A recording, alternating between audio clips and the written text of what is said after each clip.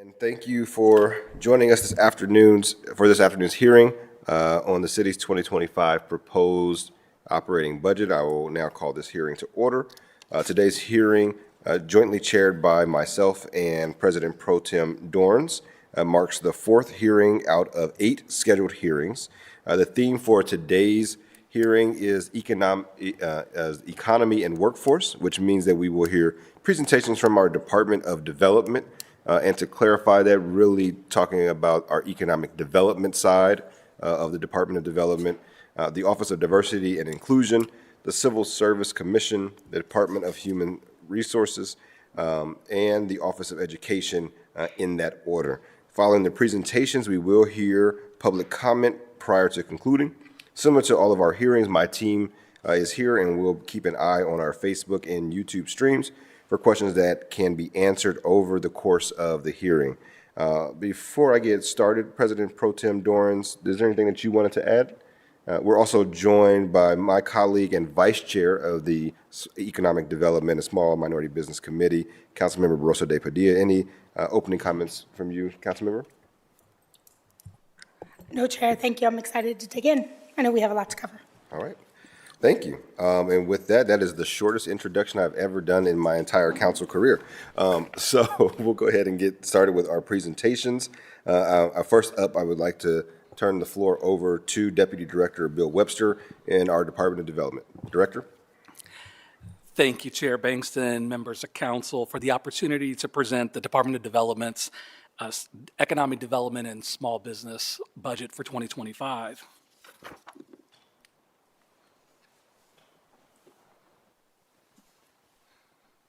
Maybe.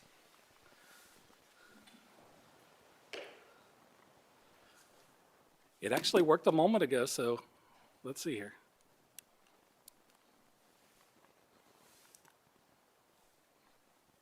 There we go. I don't have to use a lifeline quite yet.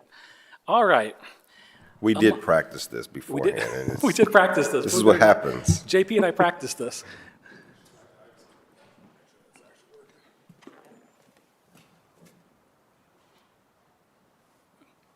This is the beauty of local government. This is grassroots right here, guys. Okay. All right, here we go. Let's try this again. All right. I like to begin with our 2024 small business successes. Among our successes in 2024, Accelerate Columbus continues to fuel entrepreneurship. I'd like to take a moment, I think she might be here, and recognize Ariana and her small business team. Under her leadership in 2024, they invested $925,000 using community partners to provide support to over 500 small business owners. And over a 2-year period, close to 1,000 businesses. In addition, her team worked closely with your office, Councilmember Bankston, to invest $1.2 million in the ground floor growth program. I am happy to report that there are 2 businesses up and running, and there are 3 more on the way in 2025. Lastly, our small business team awarded $16 million in contracts supporting the work of our community partners. This is $4.9 million to our special improvement districts, supporting their work in the commercial corridors, $2.5 million to the Affordable Housing Trust for what is becoming the largely important EDAP program, $1.5 million to Freedom Equity, which access to capital is always an important issue, and they help out with that, $500,000 for small business equipment grants, and then $200,000 for our Power of One program. Over the past 5 years, our economic development team, with support from Columbus City Council, has utilized incentives to create over 19,000 new jobs and retain more than 5,300 jobs. These incentive programs have generated more than $5.4 billion with a B in private investment. I'd like to acknowledge Gift Health. This project was recently approved by Columbus City Council this past fall. This job is going to bring 751 new pharmaceutical jobs. This company is already in Columbus. This is growth for them, which is a combination of the pharmaceutical side and the dispensary side. Good project. The 25 operating budget will support consistency in the number of agreements we pursue. We are selective about the companies that we pursue. We use a scorecard to determine if the quantitative and qualitative benefits of each company bring to Columbus, such as investing in opportunity neighborhoods, paying above average wages, and other employee benefits. All right, time to get into the numbers. So our general fund proposal for the entire Department of Development totals $34.5 million. This is all divisions. Of that, $13.8 million is for staff and operations, $19.8 million for programmatic cost. Looking at just our economic development and small business activity, we're proposing $6.8 million, which is about a 2% increase over last year. Please note, these figures do not include the $14.2 million that we are projected to spend in incentive payments once the reporting takes place by the end of March. That'll be transferred to us later in the year. So 66% of our economic development budget is focused on small business programming with a proposed amount of $4.5 million. The remaining budget, $1.9 million for staff, $400,000 for miscellaneous activity. Now, this budget includes $1 million in continuation funding for the ground floor program, as well as an additional $250,000 for the Accelerate Columbus program. I'd like to recognize that it's not just general fund dollars that flow through economic development. This budget gives our team the ability to program roughly $121 million in total dollars through the departments. So in short, our operating budget of $6.8 million provides the staffing and programmatic support needed to manage $121 million in project investments. This includes $50 million in tax increment financing, or TIF for short, special assessments, and $71 million in bond funding.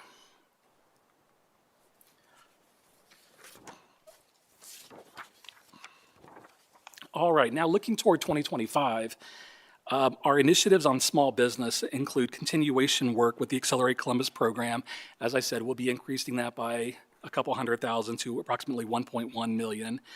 Further implementation of phase 1 and 2 of the ground floor initiative with $500,000 to support lease cost and $1 million in bond funding. Continuation to support the EDAP program with the remaining $2.5 million commitment, and then increase the Power of One grant program by $300,000. From jobs and investments, we are projecting around $14 million in incentive payments. This is our performance incentives as well as revenue sharing to the school district. This is up about $4 million over last year. This is still below 2 years ago when we were at the height of the original Ohio State healthcare project. The new Wexner Medical Project is still ramping up, and that will get us back to the days of 2 and 3 years ago with that.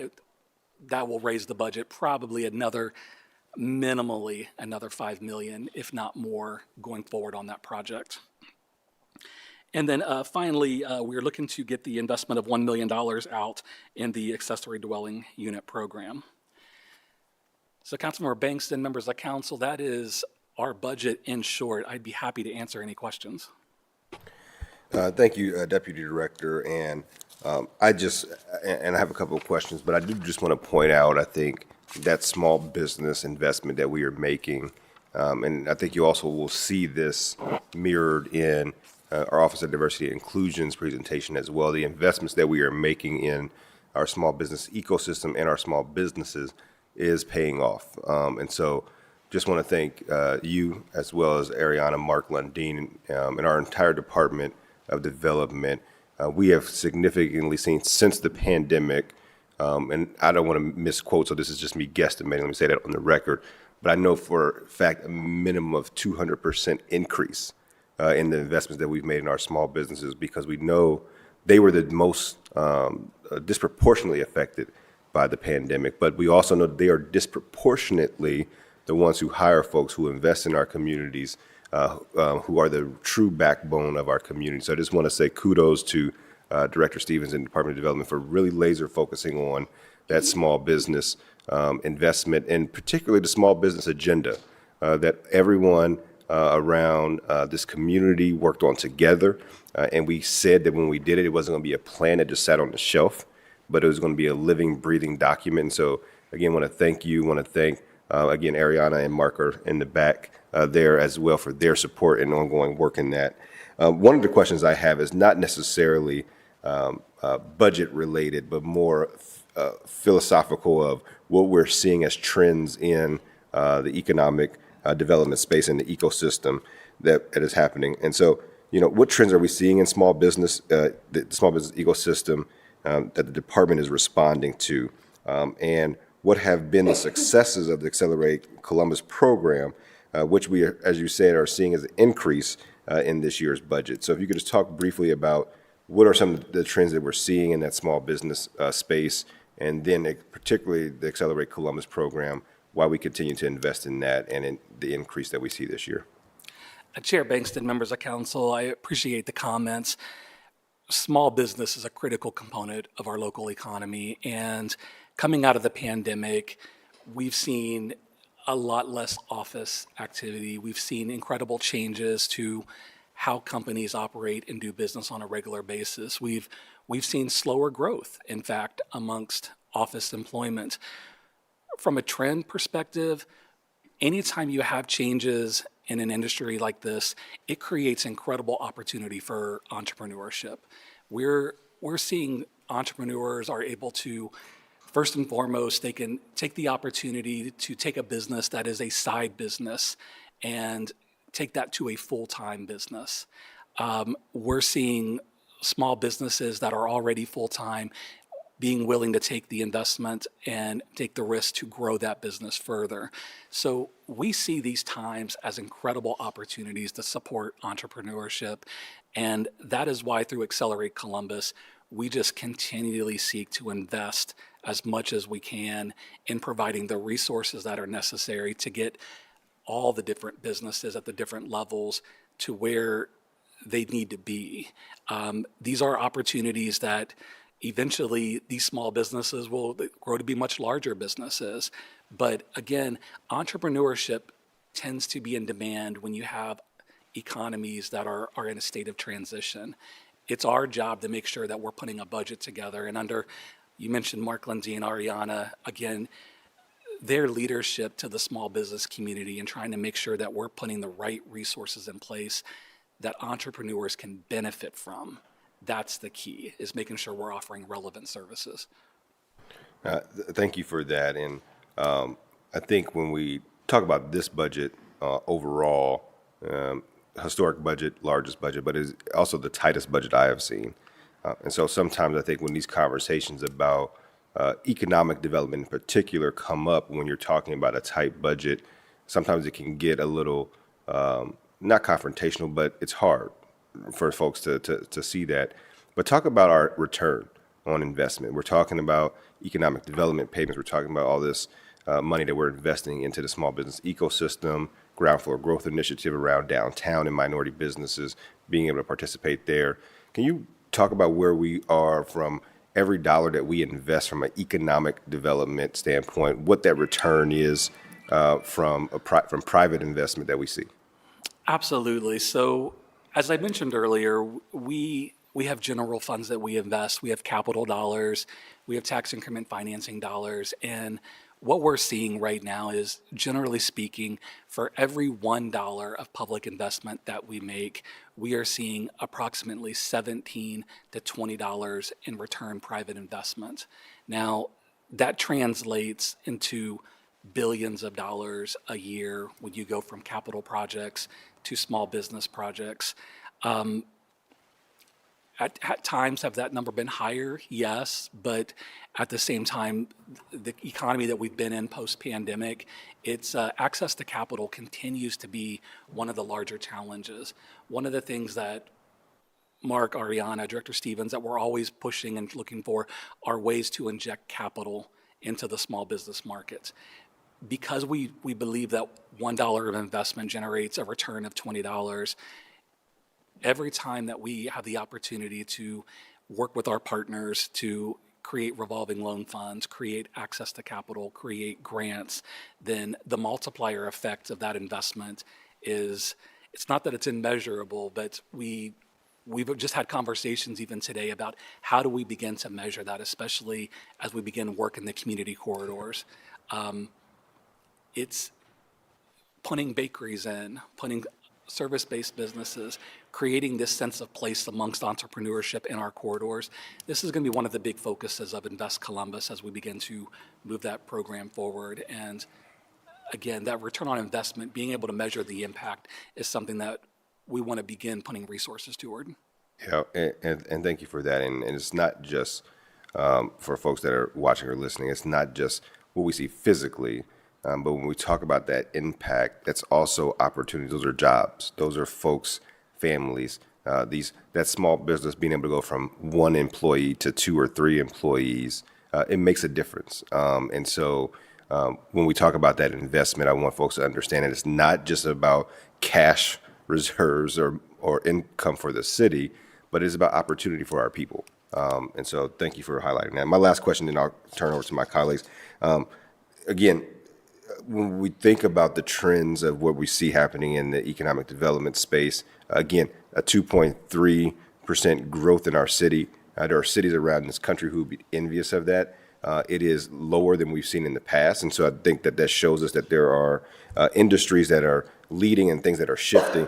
Can you just talk really quickly, which industries are leading in the creation of gainful, meaningful employment in Columbus? And how is the department planning to support those specific industries? And I think we're shifting that concept of not just, and we've talked about this in our briefings, and I think it's something that we talk about broadly, that it's not simply about the number of jobs that we are bringing, but also the quality of those jobs that we bring to the city, that these folks are able to have a living wage, but also then all the other things that we require for folks that get incentives from us. So really quickly, if you could just talk about what industries are leading that we see as a trend that we want to continue to invest in to make sure that we have not just jobs, but good paying career opportunities for our residents. Sure. For those who know me, I could talk for hours on this particular subject matter. This I know. We do that in our yes, briefings. weekly We only got a basis. short amount of time today, so. When it comes to industry trends, obviously, healthcare, health-related jobs throughout the region are growing very quickly. The city, we've put a lot of time, investment into growing our healthcare systems. There's been lots of growth, lots of opportunities for additional growth. But the area that I think more pertains to the question that you're asking are what I'm going to call technology disruptment. We're seeing companies that they're developing technology, AI, whatnot, and technology increasingly is beginning to do the work that people used to do. And what we're finding is that companies might be producing fewer jobs, and those jobs perhaps are, in many cases, higher paying because those jobs are managing the technology that is doing increasingly more and more of what humans used to do. I say it like that for a reason because this technology disruption is creating an opportunity for our economy to grow in industrial activity, grow in office activity, grow in service activity, but we are increasingly going to see companies making high investments in capital investments and perhaps maybe not hiring quite as much. So we're going to have to work to create the best quality jobs that we can in partnership with these companies. Thank you for that. And I think you'll probably see it reflected in some of the other investments being made under workforce and education. But part of that, too, is making sure that we are training that workforce to be able to take advantage of those advanced manufacturing and tech jobs. And so that's why initiatives that are led by Council President Hardin, like the Columbus Promise Program, are so critical because I know that the next wave of workforce, yes, advanced degrees are going to be necessary, but more importantly, certificates. And those types of specialized skills are going to be increasingly more important for us because the workforce that we need today, for tomorrow, is not here today. And so how do we ramp up? How do we do that? And so great partnerships like the Columbus Promise Program in Columbus State, making sure that every Columbus City School child is able to go to Columbus State tuition free, to be able to not simply go to get a 4-year advanced degree, but also take advantage of certificates, whether it be with Intel and some of these other places. Ohio Health and the investments that they're making at Columbus State are so critical. So thank you for that. My colleagues have any questions? Vice Chair, Madam Vice Chair.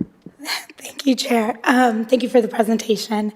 I think when I look at this, I just have a couple specific questions. And Chair Banks, and I also want to applaud you for championing the ground floor growth initiative. I think as the daughter of a once small business owner, this is part of the biggest expense that you have is, many of our small businesses can't own a space, right? So they're renting a space, and especially in areas of interest, right? The downtown, I even think about the future of Linkus, and when I think about those corridors and how we're developing the corridors, I have a couple questions.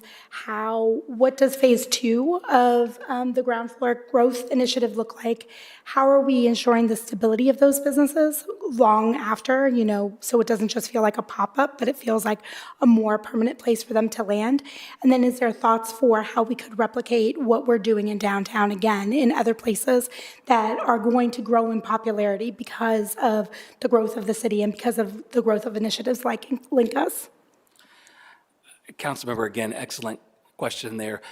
With regards to phase 2, the best way I can pun it is that under Ariana's leadership, part of the ways that we're growing Accelerate Columbus is not just simply the needs of brand new startup businesses, but as you mentioned, businesses that are in the next phase of growth. How do they take it to the next step and build out the business environment, which includes everything from their accounting systems to staffing, et cetera? How do they grow to that next level? So Accelerate Columbus is trying to meet the needs of the gamut of the different phases of small business. And in downtown, we're very much at that point where we want to continue to put new businesses in, grow the ones that we've already helped to get in place. But then to your point, it's exactly right. When it comes to Linkus, Accelerate Columbus, corridor growth is going to be a key conversation as we're trying to make sure that the region has affordable housing in all the various places that it needs to have affordable housing, as well as workforce housing. We want to make sure that the commercial corridors facilitate the economic opportunity that the neighborhood needs to thrive. And I think the replication of the ground floor program into these corridors is what's going to create that economic opportunity to link us, our housing programs. Again, it's all about creating the ability for those neighborhoods to thrive economically with a set of small businesses that meet the needs of the various neighborhoods and the diversity therein. I bring that up also because I want to thread the needle in. Chair, you alluded to this for folks I think often when we hear folks talk about, potentially living in a food desert, right? We think of like the bigger box stores, but we know that locally we can have stores, we can have businesses that meet the needs and the amenities that people need every day. If you can pop into a store that, and if we can provide enough space for stores where they're not going to price gouge, right? And we've all probably experienced that in a gas station or a little store that is not their main product, is some of those fresh foods. But if we can give opportunities to businesses that can fill those gaps, that can be the coffee shops and the bakeries and the places where you can stop in to get those couple ingredients that you may need for dinner. That is our goal. And I think, giving more folks those opportunities, those are dollars that stay in our community and they continue to employ people and they continue to employ our friends and neighbors. And so I think, back to the point that you were making around economic development, I think that folks often think about the bigger projects and not think about, this is about people. And the more that we invest in economic development, the more that it funds all the things that we all care about, right? Everything else, the sidewalks and the programming and everything else that we do. And so I think, I want to second the kudos to the department for all of the work that they've done, especially, we do a lot of work in the immigrant refugee community, which is high on entrepreneurship because it gives them an opportunity to to create their own opportunities in places where there may be other barriers, right? Whether that's cultural or language or whatever else. And so the more that we can make that accessible to our folks in this time of growth, it is going to pay us in dividends. And so I think we don't always do enough to thread that needle for the community as they look at these investments and understand what the return on investment really means for all of us. So thank you. Thank you, Madam Vice Chair. Councilmember Dorns? Nothing for me. Thank you. Thank you for that, Deputy Director. Next, we will hear a presentation from the Office of Diversity and Inclusion, led by Director Jason Jenkins, and the floor is yours. Thank you, Chair Bankston, council members. Truly appreciate this opportunity. As we kick off our presentation, please know that it's going to be rooted in a presentation of collaboration. So to my left, I have my Assistant Director, Kenyana Walker, and to my right, I have my Fiscal Manager, Julie Mosca, and they'll be helping me with this presentation to go over some of the details. As you said, Chair Bankston, we do have one of the largest budgets in the city currently. Historically correct, but it also is one of our tightest budgets. And so one of the ways that we look at how our office operates is through that level of collaboration.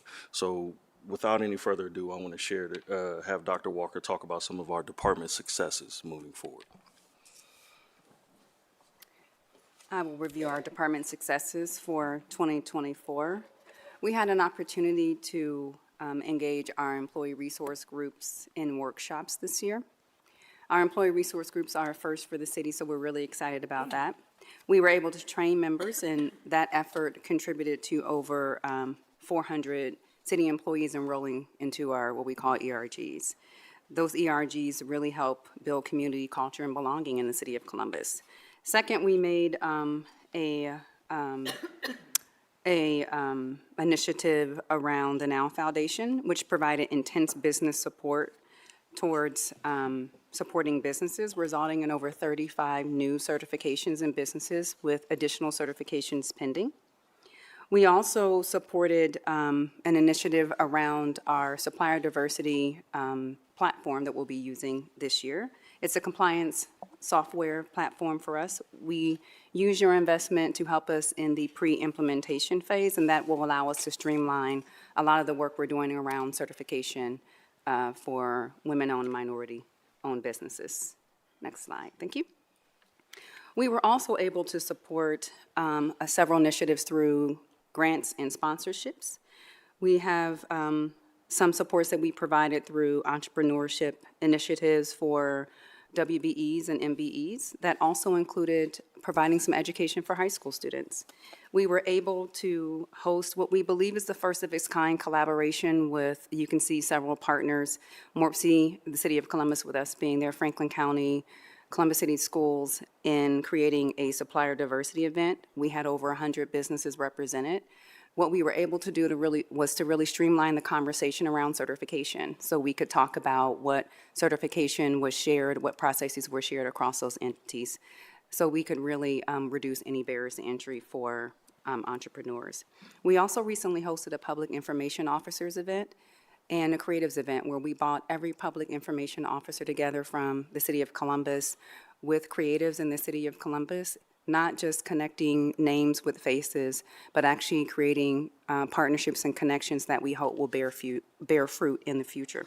We also, which was mentioned earlier, contributed $50,000 to the Accelerate program, which was a cross-departmental collaboration, and that also helped support small businesses. Lastly, for me, we hosted what we are calling our signature network events. We were able to identify some program gaps in our office, and as a result of your investment last year, we were successful in leveraging, building, and expanding business knowledge capital to ensure that businesses are better positioned to take advantage of the procurement opportunities here in the City of Columbus. Internally for our employees, I mentioned the employee resource groups, we were able also with our equity team to leverage a full FTE to convene a cross-departmental team focused on assisting us in delivering outcomes outlined in the Opportunity Rising and Equity Agenda. I'll hand it off to my colleague Julie to go over the other department successes. Good afternoon, President Pro Tem Dorans, Chair Bangston and Councilmember Barosa de Padilla, guests, and thank you, Dr. Walker. In 2024, we strategically identified opportunities for minority and women-owned businesses and expanded our certification outreach efforts with the goal of increasing the participation of diverse businesses in city contracting. So we highlighted 3 data points here. We experienced a substantial 4.4% increase in spending with minority and women-owned businesses from Q2 2023 to Q2 2024. And we have been trending higher each month in 2024 than in 2023. And I say trending because before I know the question will be asked, Q3, Q4 2024 data will be released in March. And we anticipate continued growth as we close out 2024. We also saw a growth in vendors who were certified from 2023 to 2024, an impressive 69.2%, which we attribute to our outreach efforts as well as some of our contracting opportunities we had with local firms. And we also saw a 171.96% increase in participation goal dollars set for projects from 2023 to 2024, and that's projects that those are goals set, so it's not spent necessarily, but we did in 2023 total $61.1 million in goals set. And in 2024, we totaled $167.8 million in goals set for minority and women-owned businesses. And we did that by being strategic in identifying opportunities and collaborating with departments to do so. That being said, building on the successes of 2024, our 2025 budget reflects a commitment of expanding investments to support diverse businesses, strengthen our workforce, and promote inclusive growth that benefits all communities across the city. So the 2025 proposed operating budget of $2,460,249 strategically invests in advancing equity, inclusion, and economic opportunity. The largest portion of our budget, nearly 75%, is allocated to personnel, with the remainder directed toward community programs and support. We plan to hire 3 additional FTEs to align with our authorized strength in the coming months. Aligned with the city's equity agenda, our 2025 budget prioritizes spending on what has the most significant impact, such as our workforce and economic development and safe and healthy neighborhoods initiatives. We're expanding programs to empower entrepreneurs through mentorship, increase access to city contracts, and support nonprofits through targeted grants and sponsorships promoting equity and economic mobility. Key initiatives include enhancing employee resource groups to foster inclusive leadership, conducting an organizational culture survey to strengthen engagement and retention, and updating the disparity study to address gaps and inform future policy. Investments in accessibility and professional services will expand language access programs and help scale DEI initiatives to meet our community's growing needs. Finally, we've restarted the B2G Now implementation, as Dr. Walker mentioned, to track diversity metrics in procurement, ensuring transparency and accountability in how we allocate contracts. Our 2025 budget positions us to drive meaningful impact for long-term change. And with that, I'll now hand it over to Director Jenkins for additional insights. So as you see, the theme here has been collaboration. So just to talk through our proposed budget and just kind of highlight that a little bit more with the disparity study, what we're looking to do is ask for $250,000 in new funding in '25 to finish up that disparity study. We expect it to be completed by '26, and that disparity study then will be presented to City Council for adoption at that time, and we will go through the numbers at that time. That is a opportunity to engage every department in the City of Columbus. As you've seen, the growth of our minority vendors, the growth of the spend, this is to make sure that we're still on track with the programs that we have set forth. Then we were looking for new additional funding of $100,000 to engage with our small businesses that are moving through the pipeline to become primes on larger projects. This is a partnership with the Department of Finance. As you see, we are doing our ongoing funding with our youth entrepreneurship program. That is a partnership with the Department of Neighborhoods as we move forward with that. And then we move to our employee resource groups. We will continue funding those programs. That is in conjunction and partnership with the Department of Human Resources, as well as our climate action, climate and culture survey, also with the partnership of the Department of Human Resources. That's new funding that we're asking for. We used to do an employee engagement survey bi-yearly. This is a little bit deeper dive into the culture, and with Dr. Walker's help, we're looking to see, and some of the consultants that we're looking to bring on, we're looking to see what can we do and what's better and what's best for our 10,000 employees. So we're really excited about that opportunity. And then finally, we're looking to enhance our professional services. So some of those contracted roles that we would need to make sure that we're moving forward, and that's also requested in new funding. With that, I want to say thank you and close out. But lastly, I just want to make sure that we have a deal.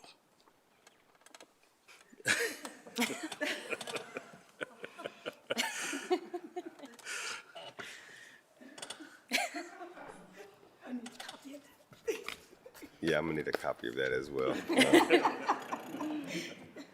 Well, I guess we see where some of the talents lie in the department. I want to give The full Office of credit. Diversity and Inclusion. I want to give full credit to one of our newest employees, Imani. Can you please stand up? So Imani is about a weekend, and she helped create that slide. So she's our media and marketing, very talented, and looking forward to working with her. I have been photoshopped into worse scenarios in my career, so I will take that. Thank you, Director, for your presentation. And again, I think the results really speak for themselves. And we see that increase year over year in minority and women businesses spend. And again, that is not a set aside or a giveaway. That is us creating opportunities for businesses who have not had the opportunity to showcase what they are able to do. It is us as a city saying that our spending should reflect the diversity of our city. And one thing I do want to point out, and thanks to my partner in good in the work that we've done on changes to Title 39, thank you. That disparity study being updated every 3 years, that's now in code. That's us holding ourselves accountable to say we're going to look at the numbers. And so I just want to point out some of those things that we have done over the years and say thank you to your office. Any questions from my colleagues? Councilmember Dorns? I'm sorry, President Pro Tem Dorns? Thank you, Chair. So following up on that comment regarding the code change for the update to require an update to the disparity study, just want to allow the director to sort of sit back and sort of philosophically talk about why that's so important for the city and department, given the responsibilities of the Office of Diversity and Inclusion, not only just having the study in place, but also on an annual basis, on every 3 years updating that. $250,000 from a budgetary standpoint, isn't nothing. For your office, but certainly as it relates to the entire budget. But I want to make sure that we give you an opportunity to talk about why that update to that study is so important for the work that you all do. That informs us on what programs are working and what isn't, right? Are we moving in the right direction? There's some suggestions within that study. So one of the suggestions was the Prime Mentoring Program that we're looking to expand upon. Another one is the Shelter Market Program, which we're actually currently piloting. And once that pilot is complete, we will come back and ask for more resources to develop that and enhance it. But it is our guiding light, right? And we also have to make sure that the programs that we're putting in place are working. And so what it does is it helps us do a check across the entire city. Are we moving the needle, right? Are we moving the needle? Are we making sure that our city is more inclusive, that the contracts that we're putting out there are obtainable, and that we're getting good quality work out of it? What it does, too, is make sure that creates an opportunity for folks who never would have had an opportunity to take advantage of projects within the city, to grow those businesses, to make sure that we have good competition in the market, that we're getting the best quality product for our residents possible. And so we use that disparity study to make sure that we're holding ourselves accountable as a city, and we're doing right by our residents and by our small businesses. Thank you, Director. And I think it's important to point out not only for the legal requirements for the type of work that your office engages in, so it's not just checking a box to be able to check a box from a legal standpoint, able to do some of this work, but to your point, it's about seeing what works and adjusting to those things like long term. So I think it's an important thing to point out from a budgetary standpoint. This is more than just the city checking a box. It's allowing your office not only to do the work, but be able to guide the work in the right way. And I appreciate you taking a couple minutes to talk about that work here. No, thank you. One thing I do want to point out really quickly is tonight you've heard from Deputy Director Webster in regards to how we grow small businesses. This is an opportunity to create generational wealth for individuals who have never had the opportunity. And so I think it's not lost on this office or any office here in the city of Columbus, and certainly not on our council members, that this is an opportunity to create that generational wealth. Councilwoman Barroso de Padilla, if your dad didn't start that small business and develop, as an immigrant coming into this country and develop that small business, where would you be if not that, right? And not had that opportunity. So I think this is one of those opportunities and one of the ways that the city can pour into our residents and do more.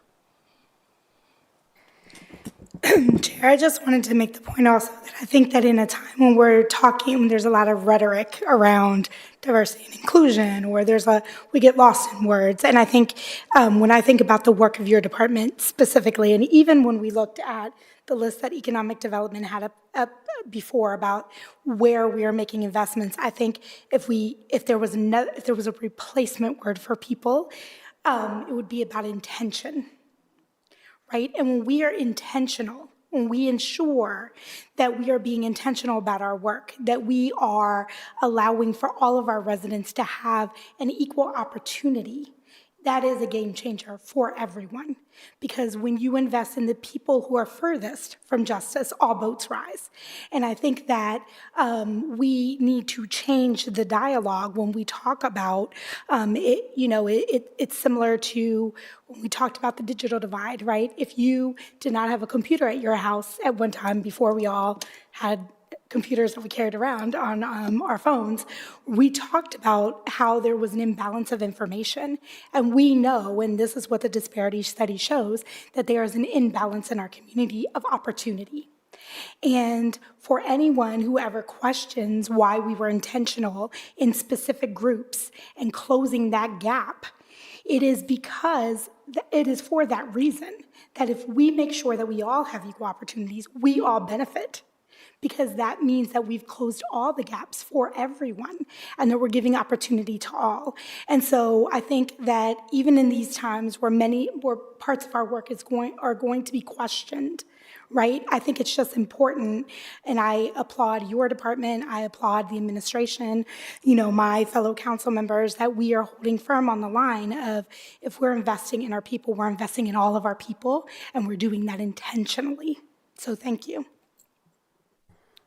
Thank you for calling that out, Madam Vice Chair. And I think in this time where I've been in many conversations around this community, around efforts that have been made around diversity, equity, and inclusion, and given the political climate, I have stand firm to say that, and I don't want to speak for all of my colleagues, but I think in this term I am, that this body and that this city is committed to diversity, equity, and inclusion. That we are committed to ensuring that what we as a city do, what we say, how we practice, our policies are reflective of the community that we serve. And so I will stand strong on that, and so appreciate the work that you all have done. One thing I did just want to ask one really quick question around the budget. I saw that it's actually a little lower than the previous year, and I saw there were some readjustments made. With that, I'm guessing that there are some innovations and things that you have all found, cost savings or what have you. Can you just talk about some of the strategies that you have employed to get to that number, and why, for instance, increases in personnel versus purchase services and how you're moving things around and how that will aid in our efforts. So I started the presentation out with collaboration, and I'm going to end the presentation with collaboration. It has been the collaboration of my fellow directors, our other departments, in leaning in where we cannot. We're a small, office of the mayor. The other departments have done a wonderful job leaning in and supporting us so we can hit those numbers and actually set records when it comes to minority women-owned spend goals, when it comes to diversity and utilization goals. It has been that collaboration. So yes, we've adjusted some of those dollars to pour into our personnel and make sure that we have the right staff and the right amount of staff to support all of our departments when they have questions. And I've been asked by different directors, hey, this contract is going out. How do we go about bidding it out and making sure that it's, connected to the right individuals and the right individuals get it? So that has helped us move the process forward and make sure that we continue to move forward as an office of the mayor. And honestly, move the mayor's agenda forward. So it's been collaboration that has allowed us to pivot a little bit. Yep. Thank you for that. I just wanted to get that clarification, just to ensure that those changes reflect still our ability to meet the goals that have been set. And I think you hit something too. I want to say a thank you to every director at the cabinet level. When we talk about DEI work and Office of Diversity and Inclusion, it's not necessarily a mandate, right? Your office is not the police of the city when it comes to this, but is there to be an aid. And so there has to be a willingness, I think, from the other directors and departments and folks at the cabinet level to see the value as well. And so I think I want to commend you and your team and your approach for that, but also the rest of the directors as well for understanding and seeing that priority from this council and from Mayor Ginther and his administration. Thank you, Director Jenkins, for that. We will now go into our remaining 3 presentations. My job here is actually done. I'm going to kick it over to President Pro Tem Dorrance, who will lead us in the 3 remaining presentations. Thank you, Chair Bankson. Appreciate your work in putting this hearing together. Next, we'll be moving on to the civil service portion of today's hearing. So we'll hear from Interim Executive Director Jennifer Shea to present on their 2025 proposed budget. Thank you, President Pro Tem Dorrance and Council Members Bankston and Burrows-Ade Padilla.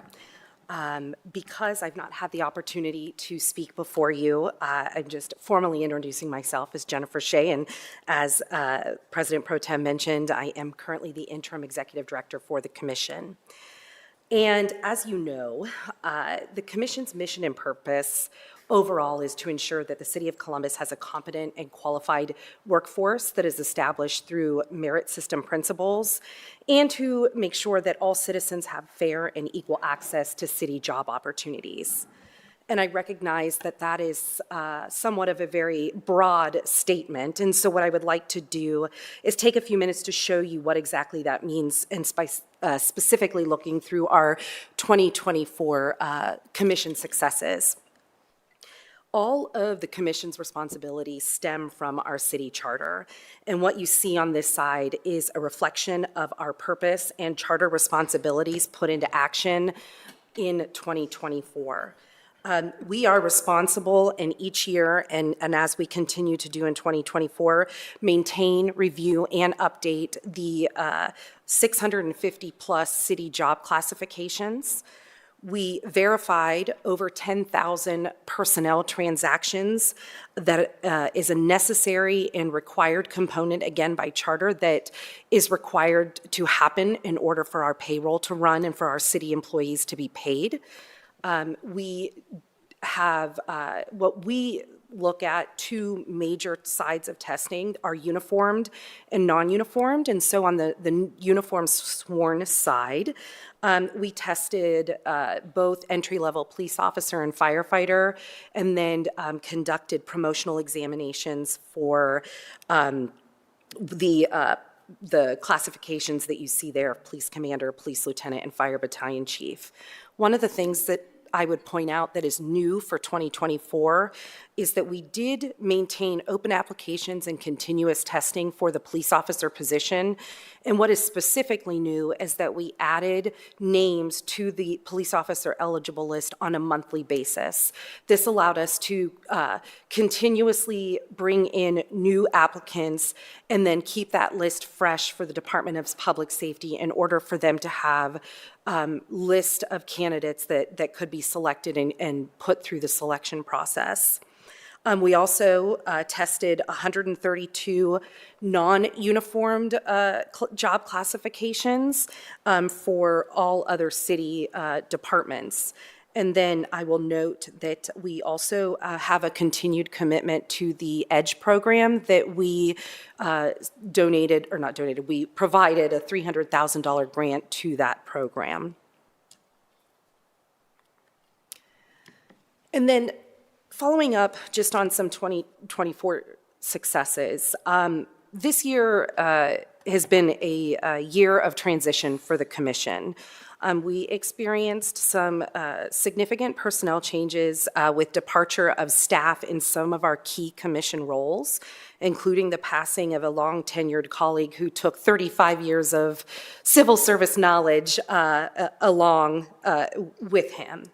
And while you'll notice that on this top chart, the commission has essentially operated with the same budgeted strength, give or take a few, for the past 3 years, we, in 2024, often operated less than our budgeted strength due to these vacancies and departures. However, what I want to note, and I want to note with pride for our staff, is that in the charts below, you will notice that we have seen significant increase in the number of transactions and work coming into the commission between 2019 and 2024. And even operating staff-wide at a bit of a deficit, we have still been able to provide the services that are required of us despite that growth in the past 5 years. And so I would be remiss if I didn't acknowledge the staff's commitment, to still providing the same level of service regardless of the numbers that are or have been, presented themselves this year. Now, as it relates to the 2025 budget, in order to continue to maintain the same level of service, our budget request is $6,712,000 or $962. And you'll see that in our proposed budget, it remains relatively the same to that of 2024. There is a small percentage increase in personnel, and that's going to account for some strategic planning and succession planning as we move into this year. We do have another long-tenured employee who will retire after 30 years with the commission in May. There is also some savings in cost in our services budget line or category, and that is because we took a more thorough look at our costs related to the medical and psychological contracts for entry-level firefighter and police officer assessments. Now that we have worked with the vendor that we have for both the medical and the psych for 3 years, we've been able to pull more complete statistics and make a better prediction of costs. And even with taking a bit of a more conservative approach to that, we still feel that should the numbers in police and fire class sizes increase, that we still will have enough of what I would call a padding on the chance that those numbers do increase and still take this conservative approach. We will also administer the firefighter exam as well as the fire captain, lieutenant, and police sergeant exams this year, and that will account, which includes both materials and supply costs and personnel costs, and that will account for approximately $350,000 to administer all of those exams. And then again, as I mentioned, we have also included another year of opportunity to provide that funding, the $300,000 grant to the EDGE program. And for my last slide, and speaking of the EDGE program, I did want to hit on council priority areas as well as advancing equity in the commission's commitment to that. So we believe generally, that the support of the EDGE program, as well as our mission and the type of work that we do as a whole for the city, aligns with some of council's priorities, and we would submit that those would fall under workforce development and affordable housing. And this year, we're even taking efforts to increase and enhance our efforts in those areas, in conjunction with what Director Jenkins and his team mentioned in the work being done by his equity team, or the equity team. We have started and are looking to collect a baseline of statistics around the EDGE program and its grant in order to meet some goals to find out more about the housing cost burden as it relates to our EDGE graduates. And the goal would be that by the time an individual graduates from one of those cohorts, that their housing cost burden would be reduced by at least 10%. We also were approached by the Department of Development to assist with economic mobility accelerators for our EDGE cohorts as well. So this is all brand new that we have planned on paper that I look forward to seeing implemented in 2025. And then finally, as I mentioned, I just put a graphic up there to show some of the ways in which we believe we advance equity, and that from our testing components, we use outside community evaluators and outside assessors to both, help us develop and grade exams. We are striving to do cultural sensitivity reviews of our exams and during the development of those test questions, as well as doing reviews of adverse impact after a test is completed. And then, again, we have made it widely available on our website and through our staff knowledge that accommodations are available for individuals who might need a specific accommodation in order to take a civil service exam. With that concludes my presentation. Thank you again for the opportunity to address you today, and I would be happy to answer any questions that you have. Thank you, Interim Director. I want to pause and see if my colleagues have any questions for the department this time, or the commission at this time. Councilmember? I have a couple questions. Sure. So can you talk a little bit more when you talk about striving to make when you look at the review of the questions and then get information after the tests are taken in terms of, I think civil service, we've gotten the feedback, certainly, that it doesn't feel, well, I have my own thoughts and feelings about tests, and as someone who's worked in education for a while and not a good test taker myself, I think that tests can sometimes be barriers for people, especially the way that tests are sometimes conducted. And so this is a question that I've had. I understand that we have a code, but I also understand that, we need to be able to progress because we know more, and the more we know, the better we should be and we should become. And so I want to understand a little bit about when you're saying you're striving to make those changes. Can you talk a little bit more about what that looks like? Sure. I can give you a broad overview, and then I'll look to my colleague, our Assistant Director, Liz Reed, who is over testing, and if I don't hit on something that she feels is key, I'd ask that she be allowed to provide some additional information. But one of the things that I mentioned about reviewing for adverse impact after an exam would be that, an exam is developed and it is ultimately administered, and applicants take that exam. And afterwards, as part of our grading, we are running statistical reviews to determine and see how the applicants as a whole performed on each question. And if there is a discrepancy, or if something is apparent that perhaps a specific group of people scored much lower on that question than others, that is something that we would consider looking at further for adverse impact. And in fact, we would remove it in our grading, and we would not count that question, for example, as part of the the overall test score. It clearly had, the way it was written, or it just clearly had an adverse impact.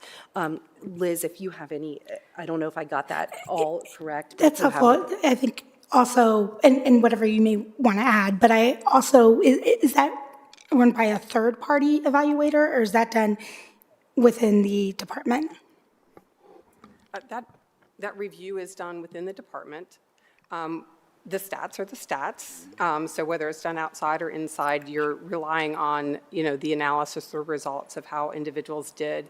One of the things I like to share about civil service testing here in the city of Columbus is that we have over 200 and some jobs that we are testing, and we have 200 and some different examinations.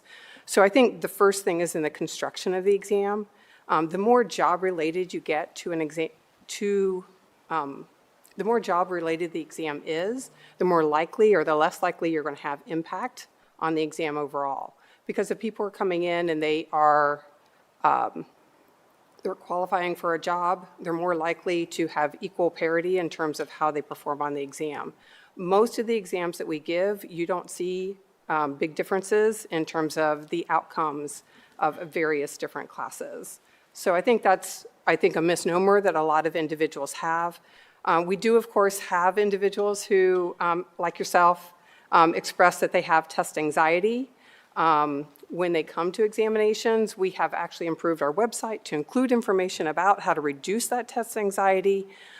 We are also, for individuals who have test anxiety to an extreme level to where it's a disability for them, they have the opportunity to ask for a test accommodation, and then we can give a test accommodation, of course, depending upon the parameters, that might provide either additional time or an isolated room or whatever that might be, to help them through that anxiety so they can perform and actually demonstrate their skill sets. The one thing about the exams that I think a lot of people don't think about too is that it really does give people the opportunity to demonstrate their skills and to be able to show that they have those skill levels regardless of the background that they come from. They can demonstrate that they have the skill sets necessary to do the job. And we do see pretty equal performance overall on the majority of our exams. And is there ever a review where and this is my own ignorance of not knowing which classification, if it's based on classification or just job, but is there a review where, there might be a job that testing may not be necessary because the job has changed or the classification has changed, and how often do we do those reviews? Yeah, absolutely. So we do classification reviews every 5 years. When we're doing those classification reviews, we do look at whether it should be non-competitive or competitive. In fact, the vast majority, we have over 600 jobs, different classifications within the city. Only 200 of them are tested positions. So the majority of them are either unclassified, such as yourself, or they are non-competitive, which means you just need to meet the minimum qualifications to be considered for the job, or they're tested. So the tested positions, for those, the nice thing about that is you have your opportunity to get your name on a list where you will be considered, regardless of the background that you may or may not have. So your name, so I don't know, I guess I'm a big proponent of testing. Obviously, the work that I do. Did I answer your question? I was going to add just one more thing as it relates to the job classification, or what we call the city's class plan, and Liz alluded to the fact that there's over 600 of those, and that they're reviewed every 5 years. And really what that means is there is a plan to continuously rotate and review, again, every 5 years. But what I think is important to point out as well is that if a department is seeing something, or a department is having a hard time filling a vacancy, or they're just not seeing the type of applicant or candidate that is coming in actually is not performing at, a skill level in which, we would expect it to be, then the department themselves often do reach out to civil service, and then that becomes a priority review for us. And so even though we have this 5-year rotation, that's not to say that one job class couldn't be reviewed a few times, depending on what the department needs or what they're experiencing as well.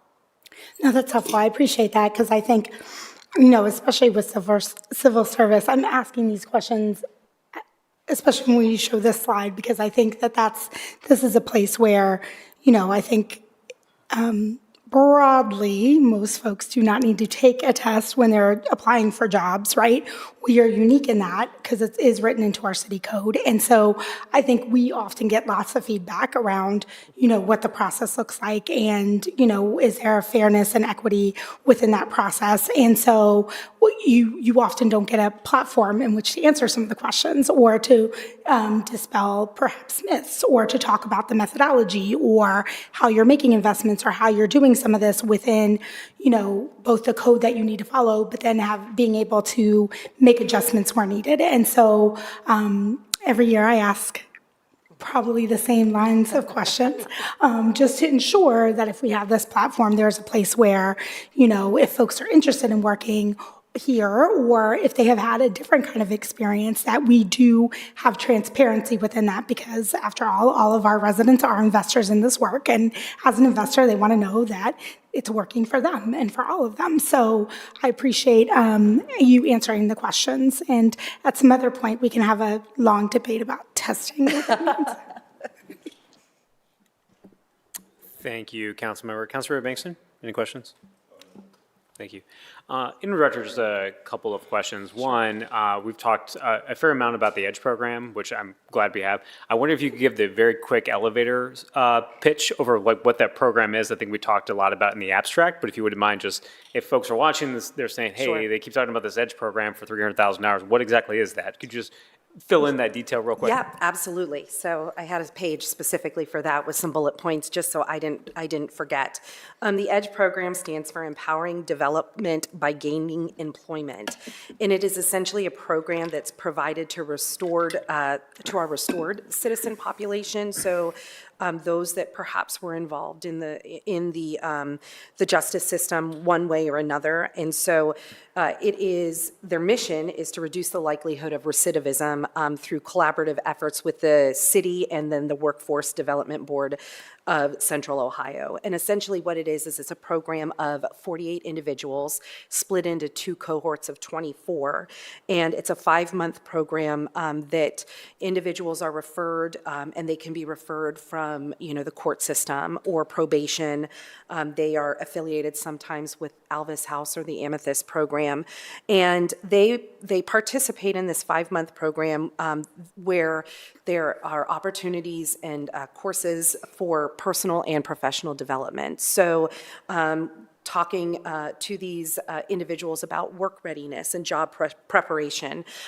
You mentioned, I think in one of the prior to presentations about jobs that now have certificates. And so some of these individuals are also getting the opportunity to and having access to programs where they can earn more of a skilled certificate that, wouldn't necessarily, that would allow them to kind of get into a job that would require that type of skill set. As I mentioned, it's 48 participants each year.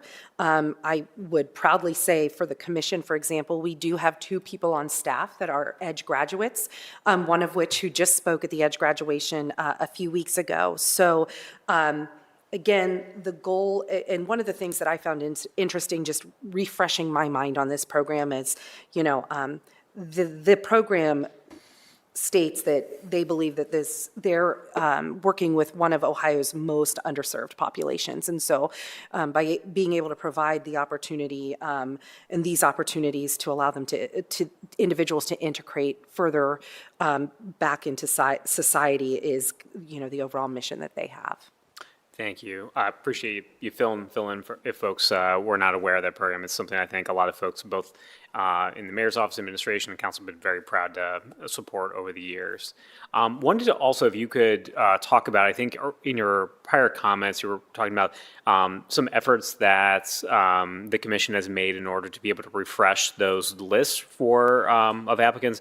As Councilmember Barosa de Padilla mentioned, most of the time when people go to apply to a job out in the world, they're not taking that test and then waiting for, that to get scored and then a call back and then find out where you're at in the list and whether or not you're going to get hired or not. Sure. I mean, obviously those mechanics are in place, one for our charter, but to make sure that we have highly skilled employees, that this is a transparent process, that there's no nepotism or favoritism that is going on here. That's the whole point of having this commission in place, right?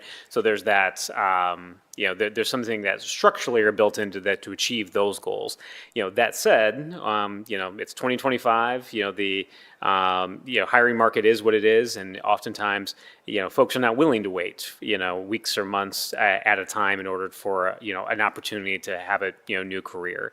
So when you mentioned that about having those, those lists being refreshed, I wondered if you could talk a little bit why why that has been so important for you all, both for, the applicant itself, but also our city departments that are, trying to hire people out in the community. And obviously, when we talk about your budget, so much of that is personnel and that testing costs. So, when we talk about that being the main thrust of what the financial commitment is to the commission, if you're talking about how you're sort of, working to make that as accessible as possible, both for folks that want to work for the city, but also for departments that are trying to hire, quality, skilled workers to come serve the residents. Right, absolutely. That's a great question, and I think that I have two responses, one related to our uniform sworn testing and perhaps one related to our non-uniform testing.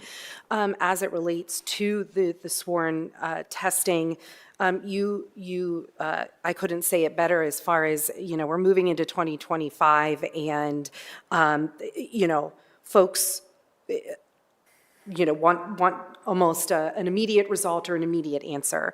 And so, for example, as it relates to our police officer lists, and we know that the mayor has announced this year that we are going to be filling 3 police classes with 180 police officers. Well, while you take at least a month or more to test and have, right now, to test and have your results scored and you're added to the eligible list, then the police officer process or selection process includes an extensive background investigation. And then if the safety director gives you a conditional offer, you then have to go through a medical assessment and a psychological assessment before you receive that final offer. So we are talking about a months-long process and often a, somewhat stressful process for a candidate, especially if this is something that he or she is, really passionate about doing. But in the meantime, there is just not the capacity or capability to work every single candidate on a list that has well over 100 people, work them at the same time. And so we oftentimes will see that we are reaching out to candidates who have in fact taken another job. And so we're losing sometimes the bodies to fill those classes, as well as just through the natural progression of the process, you can expect to see individuals either self-select out of the process, meaning that they're withdrawing themselves and are no longer interested, or that they somehow, for lack of a better term, and the way it is categorized in our database, is if they fail out of the system, the process by not meeting the medical standards, or perhaps, unfortunately, there's something in a background investigation that legally requires removal from the process. And so because of that, we see candidates leave the process for a myriad of reasons. And because of that, and in order to help the Department of Public Safety, for example, in this instance, achieve their goals, by having this continuous testing and adding new names to the list each month gives us, there's just a continuous list of what we, like I said, called fresh candidates that are, we believe, interested in the process. They're in the, testing in the present time, and we are able to move them through more quickly. And then if I could turn just really quick to the non-uniform side of things, I would say that Also, there are mechanisms in place for our tested positions, and as Liz mentioned, only 220 of our 650-plus classifications are tested. And so those that are tested, if technically by rule, they are, the lists are good for 2 years.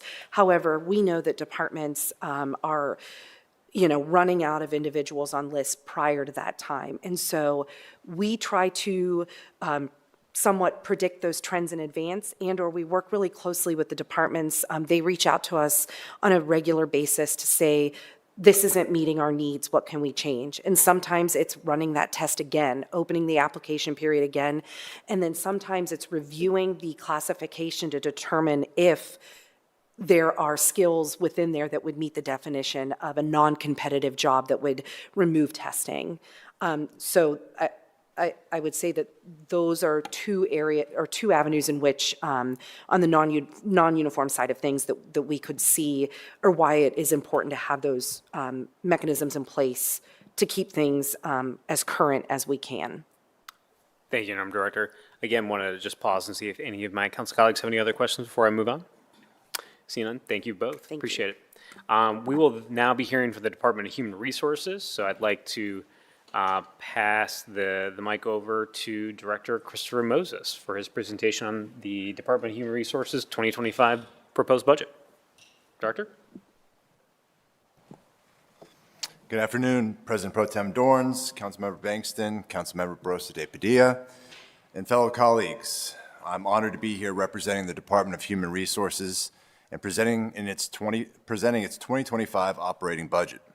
I'm joined by two associates, my Deputy Director, Alicia Martin, and our Fiscal Manager, Josh Davis. I want to start by thanking Mr. Davis for his work pulling this budget together and leading Deputy Director Martin and myself through our first full budget process. So be kind on our slides here. Both Mr. Davis and Ms. Martin, along with my managers, were vital in compiling this budget, so I want to thank them. So looking back to 2024, the department had many successes, notably concluding the latest cycle of collective bargaining negotiations with four of the city's 6 unions, and with that, our employee benefits section completed the rollout of the high-deductible health plan, which is now available for all city employees. I also want to highlight our work on updating the current city code to make CACD the Columbus Advisory Commission on Disability Issues. Through proactive claims management, premium rebates, early premium payment, and by partnering with the Auditor's Office to leverage a new employee code for calculating BWC premiums, the department's risk management section saved the city $4.3 million.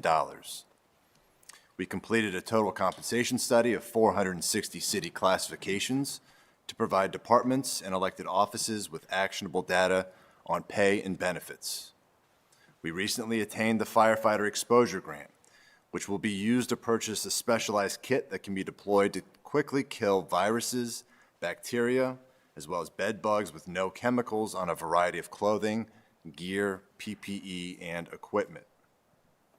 And I also want to highlight 4 citywide HR-hosted events. These events require the collaboration of many stakeholders, both internal and external. And our HR team volunteers hours outside of their normal working hours to ensure these events continue to be successful. So you'll see our Health and Benefits Fair. We're also responsible for the September 11th Remembrance Day, Veterans Day Appreciation Luncheon,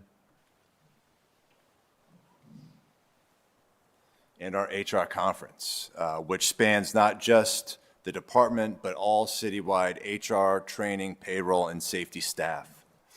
And not pictured here, I also want to call out our work on the 2024 Opportunity Rising Career Fair, where we partnered with ODI and Civil Service. This event nearly doubled in size from the 2023 event, drawing over 800 job seekers. Now to our 2025 budget. The HR department's 2025 proposed budget totals $11,781,557. This represents an overall increase of about 10% to our budget. Of that, $3,937,913 is from the general fund. This represents about a 7.5% increase from 2024. This increase is due to a $300,000 expansion request to accommodate the public safety, health, and physical fitness testing contract. It's been 8 years since we've contracted with a vendor to conduct our police and fire physical fitness testing, and that increase is to accommodate for the cost over those years. The remaining $7,843,644 will be funded by the Employee Benefits Fund. This represents about an 11% increase to the fund year over year. The majority of the increase is due to transitioning food, beverage, and city-hosted event expenditures from the United Healthcare Wellness credits to the Employee Benefits Fund, as well as budgeting for talent acquisition and citywide training investments such as new furniture, updates to the computer lab, and a new consultant. So I want to focus on a few other topics here. We have 2 expansion proposals that we are respectfully requesting for the Employee Benefits Fund for our Talent and Resources section. One is a Human Resources Analyst position for a Talent Acquisition Coordinator. The department aims to enhance its talent acquisition and management capabilities by adding a new analyst to collaborate with our current Talent Acquisition Coordinator. This role will provide centralized support to city departments and their HR teams, focusing on recruiting for challenging positions through targeted searches in key areas such as underrepresented populations, veterans, and individuals with disabilities.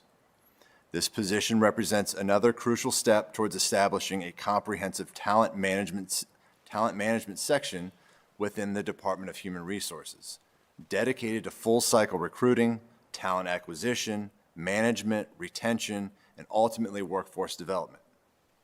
The other expansion request is for an Employee Programs Coordinator to collaborate with the soon-to-be appointed full-time ADA Coordinator. This role will offer centralized support, coordination, and management of programs and resources related to disability and accessibility issues. The position will focus on both external and internal interactions, engaging with the general public, the disability community, and advocacy organizations such as the recently revamped Columbus Advisory Commission on Disability Issues, as well as other city departments and employees. Additionally, we are filling our vacant deputy director position and reallocating 2 current vacancies to staff up a new section focused on optimizing Dayforce, which is our current payroll and benefits platform, to focus on the business functions of HR. By leveraging Dayforce's talent module, we seek to unify inconsistent HR systems and technology, streamline HR processes and workflows, enhance our capabilities by reducing redundancies, improving data integrity and security, simplifying reporting, and streamlining operations to provide real-time actionable insights to decision makers. Ultimately, this is about the employee experience, and it's about equipping our HR staff throughout the city with the tools to make their work more strategic and more impactful. This effort will be in partnership with the auditor, Department of Technology, HR staff throughout all departments, training and payroll staff, and among other selected end users. The budget for this is coming from the auditor for this year, but in 2026 and beyond, the department will be budgeting for it. I'd like to stop here and ask if there are any questions.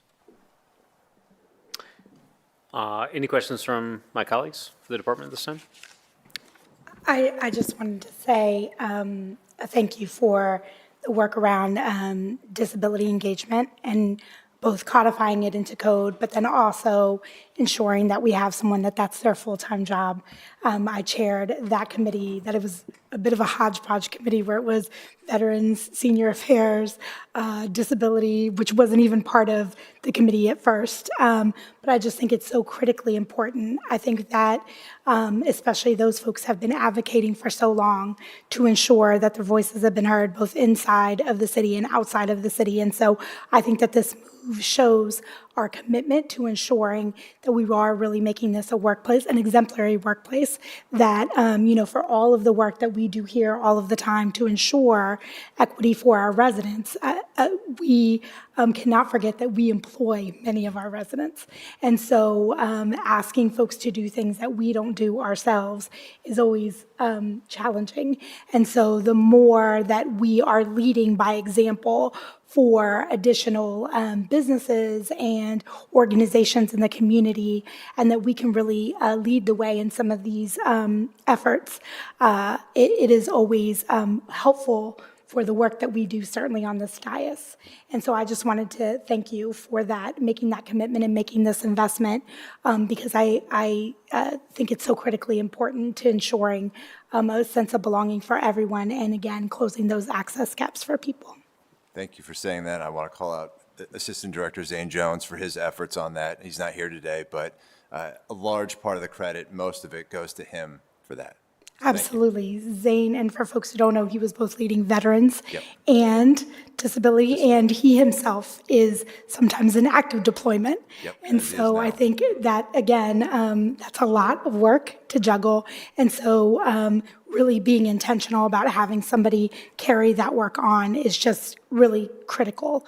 And I think also just helps all of us learn and make better practices in all the work that we do, ensuring that, again, that that accessibility is there for everyone. Thank you. Thank you, Councilmember. Councilmember Bangston. Thank you, Mr. Chair and President Pro Tem. Director, it's not directly tied to your budget, but I really want to talk about trends that we are seeing. And when we think about the overall 2025 budget, what's driving a lot of the tightness that we see is our personnel line item that continues to grow and outpaces our overall revenue. Revenues are growing on an average over the past 5 years, probably about 3%. We've seen our personnel costs in this year alone increase by over 4%. Is that a trend that we anticipate to see? And I'm asking this question just so that we could think about in future years how we plan and prep for this, because I do believe that all of the contract negotiations that went well this year, and that we have to continue to make sure that we pay our folks a decent wage, and to be, one, competitive, but also to be an example and an exemplar employer. But then also, I think another part of that personnel cost that you pointed out is our healthcare costs as well, that continue to go up. So if you could just talk high level about those costs, what can we anticipate? I know that we've gotten through many of our large bargaining agreements, but there are some coming up. So just my question is more around the personnel line item and what we can expect in coming years, and how we as a city need to brace ourselves for that particular expenditure. Thank you for the question. I'll start with healthcare first. I don't think there's any organization or any place in America, or maybe even this world, that healthcare is going down. Each year it tends to trend up, and by a percentage that I know personally I'm not thrilled about. So we'll have that. It tends to outpace just about all of our wages and our increases and that sort of thing. As far as personnel, labor costs, the majority of the city is under a collective bargaining agreement, and we negotiate those on cycles of 3 years. So the next few years, those agreements are spoken for already, and it will outpace 3%. I can guarantee you that, because I know what the increases are. Collective bargaining sometimes lags the trend. So if you take a couple of years back, they were, and I think we would all acknowledge that they were underpaid, right? And we needed to make some adjustments to reach inflation, to make sure that met a living wage. So we had made adjustments in 20, 21, and then this latest cycle of 23 and 24. But yeah, we're seeing things tighten now, and like it did in the past, it will continue to lag, the current trends. So we'll have to be prepared for that. There are baked-in wage increases for, again, probably 90% of the city going forward, and higher than 3%. And thank you for that, Director. And I was just pointing that out because I think when we think about priorities that this council and that the administration, when crafting a budget, have to think about, I always caution the public that we see that big $1.2 billion number and think, oh, you guys have plenty of money. But I think folks also forget that one of the first things that we are as a city is also an employer of over 9,000 of our neighbors, friends, and family members. And so there is a, if you will, business component to providing services and to providing the basic needs for our residents. And so in order to maintain that and to have quality services, trash collection, recreation and parks, police and fire, and to provide the services that a world-class city and a growing city deserve, it comes at a cost. And so we're always balancing these priorities. And so I just wanted to lift that up more as a philosophical conversation than a direct question to you. But thank you for speaking to that. Yeah. That's all I have, Chair. Thank you, Councilmember. Director, sort of picking up on that point from Councilmember Bankston, when we look at some of the investments, I think, in this budget that you're trying to make, particularly, say, the additional utilization of Dayforce, but I wanted to just give you an opportunity when we're talking about this being a little bit of a tighter budget, sort of generally across the board, or across the city, things that the Department of Human Resources is doing, like that investment in trying to utilize Dayforce in a manner that we haven't before, that could potentially control costs for folks across the city of Columbus. And I know this is something that you, since you've come into this department, have been looking sort of broadly at what the Department of Human Resources can do itself to maybe reduce some redundancies that happen across the city generally, that maybe have budget implications for those other departments. I just want to give you an opportunity to think about things that you all are bringing here with this budget that sort of address that way for HR itself to sort of bring some of those things to you in order to be able to help those folks maybe control their costs in other parts of the city. Yeah. So we look at this as far as the implementation goes, again, in partnership with the auditor's office. They're making the initial investment.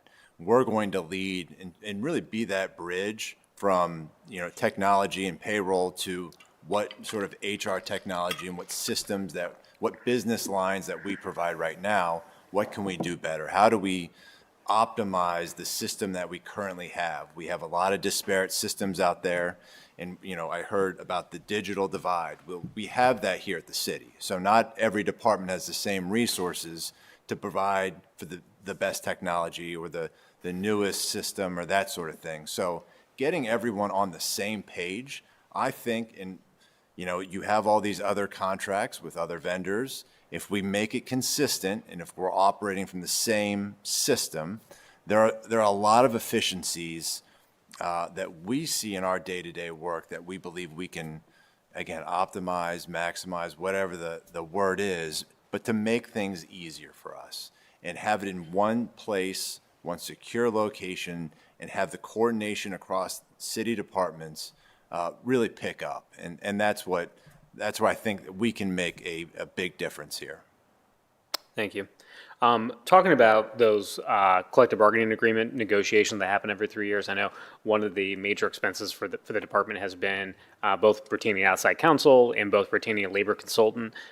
Those different contracts have been structured a little bit different over the years. I know as we head into another contract sort of season, I guess generally, I wonder if you could speak towards sort of the philosophy of the department right now, because both those contracts have been fairly significant costs for the department to make sure that you all have the resources you need in order to head into some of these negotiations, and just wanted to allow you to have the opportunity to speak a little bit about how the department's planning to sort of address those contracts that have costs attached to them heading into the next year.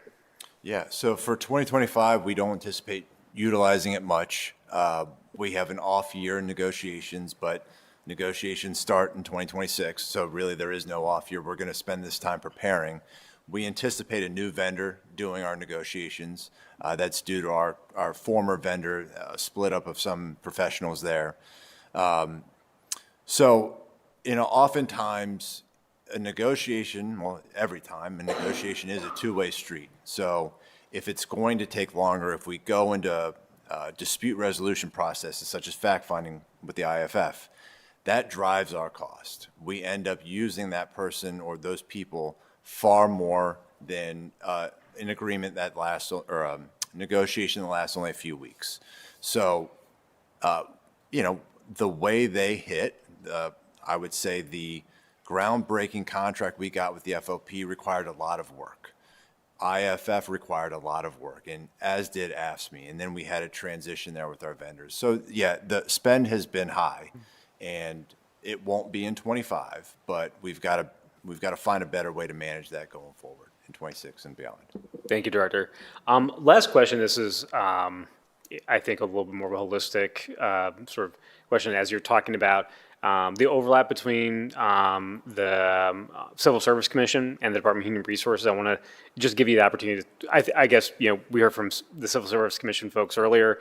We're hearing from you now, and folks may be a little bit confused about who exactly does what when we're talking about having people test for jobs and you're talking about talent acquisition. I just want to give you sort of the opportunity to talk a little bit about if anyone's tuning in right now and thinking, well, who hires and how does this all work? So wanted just to talk about holistically what your department does as it relates to the work of the commission. Sure, it's a great question. So, even beyond that, civil and HR, we work together closely. We are a centralized service, and a lot of the functions we take on support departments throughout the city. So we're sort of a nerve center. We work hand in hand. Our compensation folks work really close to their classification folks and so forth. So a lot of the decisions when I talk about talent and bringing in a new talent or trying to build up a section, those are tasks and functions that have been delegated through a decentralized system that we have to each department, and where we, at least sitting in a central location, where we notice opportunities is that some departments do things better than others or have resources better than others. And I think civil and HR, we work hand in hand. When we see those are things we try to address. So when you hear our desire for streamlining stuff or coordinating things across the city, that's where that comes from. But how we work hand in hand, we do employee benefits, we do occupational health and safety. We mimic a lot of the functions that the departments have. Civil, is based on, their charter and their code and the civil service rules. So a little more formulaic, but, as with ODI, the partnership is very strong there. Thank you, Director, and I appreciate you and also thank you for mentioning ODI in that, because again, I think we've got, a number of departments here today talking about their budgets that, again, sort of overlap that work that you want to make sure everyone's doing the thing that they do very, very well, while also being collaborative with the other parts of the bureaucracy here in Columbus. So unless my colleagues have any other additional questions, I appreciate being here and presenting the budget. Thank you. Thank you. The final entity to come before us here today is the Office of Education with Director Matt Smido to present on his office's proposed 2025 budget. Director, floor is yours.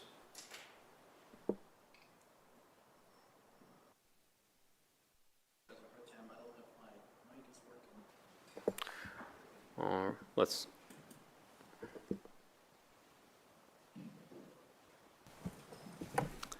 President Pro Tem Dorans, Chair Banks, and Councilmember Brosa Padilla, thank you so much for the opportunity tonight to present to you the 2025 proposed budget for the Office of Education,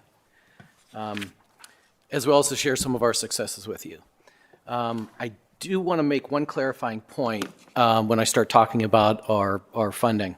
Our fiscal year 2024 funding is actually in our 2024-2025 school year. Our funding cycle is a school year, not on the city's fiscal year. So I'm still using fiscal year 2024 funding, and I will until like September. And my budget year, fiscal year 2025 funding, I won't start using until probably September of this coming year. So I just wanted to, so when I'm talking about 2024 budget funding, I'm in that school year right now. So, but we do have a lot of successes, and I just wanted to go through those quickly with you. Those include our Early Start Columbus program. Getting our kindergarten readiness assessment scores. We're in the middle of another successful year at the Hilltop Early Learning Center. The development and implementation of the middle school after-school grant program, our regular after-school grant program, our extended Early Start program through the summer, and we wanted to thank council for that because that was your funding, so we really appreciate that. And then, of course, our summer success program. Our Early Start Columbus program is, of course, our flagship, mature, successful early learning program during this school year, again, the 2024-25 school year, which is fiscal year '24. We're serving 1,178 kids at a cost of a little over $6 million in partnership with 42 providers. They're, of course, high quality. These are, you can't read them, but these are the list of the providers with whom we work through Early Start. Some of them are big nonprofits, some of them are small minority-owned businesses. Fantastic providers. Getting our KRA scores is crucial for the work that we do. President Pro Tem, as you know, because I talk to you about this all the time, kindergarten readiness is our North Star. That's why we do what we do, because so much data shows that if kids come to kindergarten prepared to learn, they'll succeed in life. So that's our entire goal. We are able to get our kindergarten readiness scores through some partnerships that we have. And if you can read the numbers, it shows that our kids greatly outperform their peers who are entering both Franklin County kindergartners and kindergartners in Ohio by over 10%. And then this is the lowest band on the KRA test. And this is the one that is more important to me, even though the first numbers that I showed you are in the highest band, which means 46% of our kids are succeeding compared to 35 and 35 in Franklin County in Ohio. This number to me is more impactful because the kids who test in this lowest band, evidence says they're not going to succeed. We are giving up on these kids. So almost more than trying to increase the demonstrating readiness percentages, our goal is to increase, or decrease, I apologize, the emerging readiness categories. And President Pro Tem, as you know, this year, because of this, we implemented a mid-year assessment. We're waiting on the results from that because we realized we were getting those kids too late.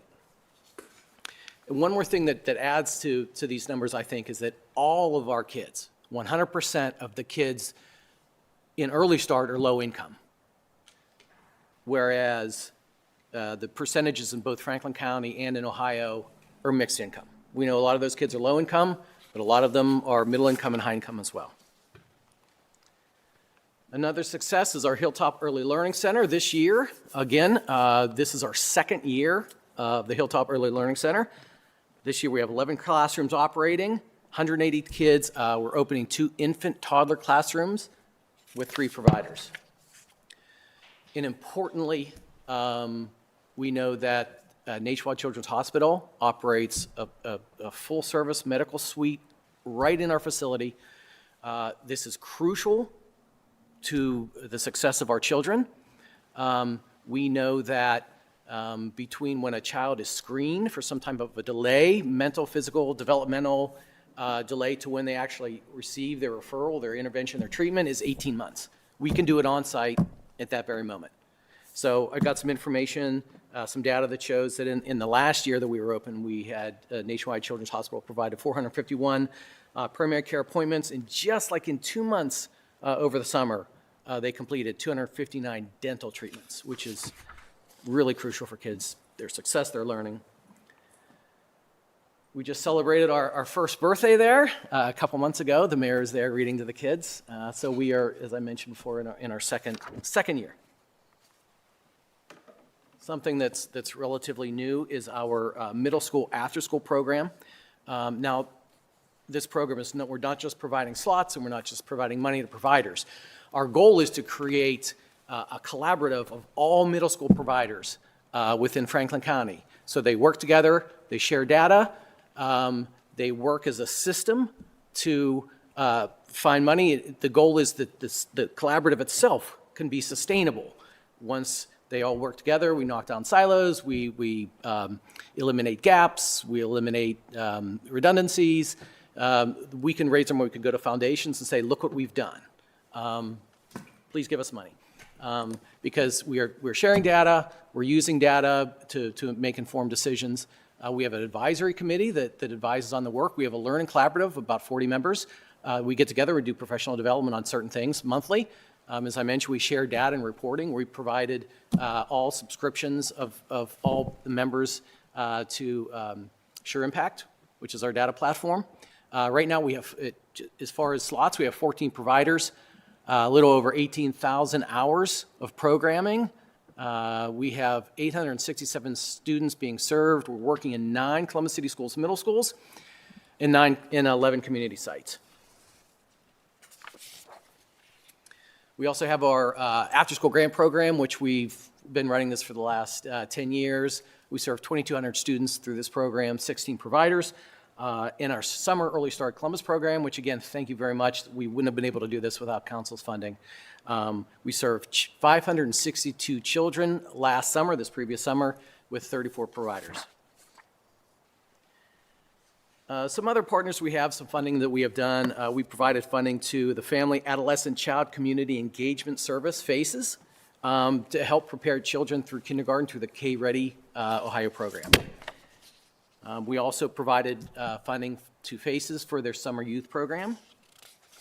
And we gave $100,000 to Star House for them to hire 2 youth advocate individuals. Of course, you know Star House, amazing place. A quick story on Star House, real quick. I got a call from a friend of mine who's an intervention specialist in Groveport Madison High School. He had a young woman who had recently been emancipated.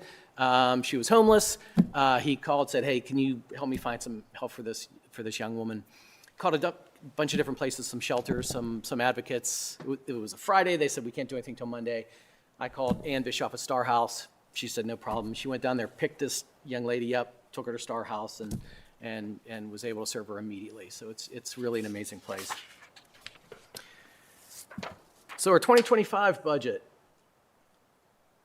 We've been asked if we have any notable changes between 24 and 25. We do not. We were also asked if we have any requests for new funding. We don't. No new funding. Our budget this year is $13.6 million, which is pretty similar to last year, 0.84% increase. I don't want to say it's negligible because $113,000 is a nice amount of money, but that's the only difference between last year's budget and this year's budget. Our notable programs here, of course, C-Hive is one of the reasons that we're a little bit of an increase that goes up 5% every year. But our main program is Early Start Columbus, and that, of course, is the same as it was previous year, as is funding for our Hilltop Early Learning Center, our middle school after-school program. So we were asked, how do our continued initiatives advance equity? And I'll just have to show you some pictures because they say a picture shows 1,000, shares that says 1,000 words, so I'll just show you some pictures. These are the kids that we serve. So back.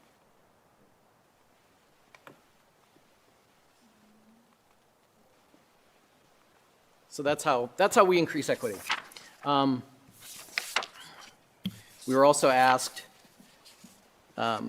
what notable programs or changes align with what council's priorities, which are workforce development, economic development, safety and healthy neighborhoods, and affordable housing, and our answer is literally all of them.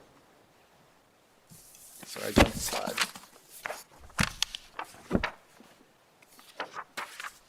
So we have, so the first one in economic development and workforce, there were a couple studies that are famous years ago, the Perry Preschool study and the Absentarian study, that studied the effects of preschool and pre-K over the course of a child's life. This was done in the 70s, and they followed these kids into their 40s to see what kind of successes they had. So I think importantly for us, which is why we know the importance of pre-K, is because all of our work is based on evidence and research. So for the first one, for workforce and economic development, kids who participate in high-quality pre-kindergarten programs had higher rates of high school graduation, higher rates of employment, higher earnings. They were more likely to stay in their jobs, more likely to have graduated from college, and have completed about 1.2 more years of education. Those are pretty strong statistics. And then after-school program, of course, the work that we do in after-school programming supports workforce and economic development as well. We know that youth attending after-school programs improve academic performance. We have work-based learning programs where our kids get exposure to the labor market. And then, of course, we support working families by having a safe place for their kids to go after school so that they can stay at work. With safe and healthy neighborhoods, really the same thing. These studies have showed that kids who participated in high-quality early learning opportunities had lower rates of crime and delinquencies, lower rates of teenage pregnancy, lower rates of welfare dependency, and they were 81% more likely to have less likely to have received welfare between certain years of age. Then also, of course, for our after-school programming, the after-school programming between 2 and 6, this was documented between 2 and 6 during the school week is a peak time for juvenile crime. So for kids to be in a high-quality after-school program during those hours specifically helps us to reduce crime, especially juvenile crime. As far as affordable housing, we have less documented research to show the impact of high-quality early learning programs on housing. We do know that there are higher rates of home ownership and higher rates of employment, higher earnings. However, all the other data that we show, I think, goes to showing that it also increases rates of home ownership. That's my presentation. I was also asked if I wanted to present any pictures, so of course I'll do that too because we have some great pictures from the work that we do. This was again also at our first birthday party.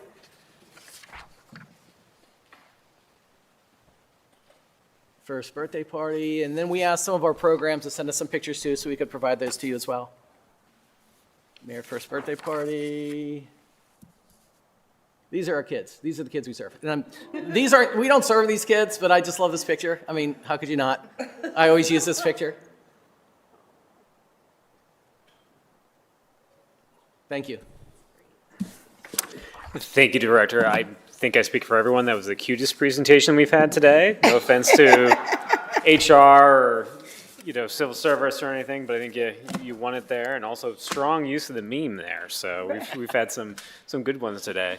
So, Director, I do want to ask you at least a couple questions here to talk about, I think, the great financial stewardship of your office. When you talk about the ability for you all, the way that you, over the years, very labor intensively have figured out the ways to use your funding very strategically and how that can be braided with other forms when it comes to providing additional access for folks for high quality childcare and for learning development for little kids in our community. And the fact that we're looking at like a $5 million investment that's the same as the prior year, that may seem to some folks like that's not enough. And I think when we talk about we're always wanting to invest more in kids in our community, and particularly for kids that have a significant amount of brain development happening and will happen in their lives. And I just wanted to give you an opportunity to talk a little bit about sort of your approach to how you use those funds in a very strategic way in order to make them go as far as possible, because it's not just the $5 million that's there. You use those in a manner that allows much more investment to happen for those families and those kids. President Pro Tem Dorans, thank you. Yes, absolutely. We have to be very strategic with how we spend our funds so that we can make them go as efficiently as possible. When we first started this, 10, 11 years ago now almost, we didn't really know what we were doing, and we were just giving out funds. But then we realized that by braiding our funds with state and federal subsidies, specifically Title 20 funds, publicly funded child care, which is a child care subsidy, and by the state's early childhood expansion funds, ECE funds, we use early start funding, city funding, as last dollar. When we work with a provider and they enroll kids into that program, the first thing they do, President Pro Tem, is see if they are eligible for a Title 20 subsidy. If so, we require them to apply for and apply that funding to a child's account first. Then they see if they're eligible for the state's early childhood expansion funds, and if so, they apply that money next.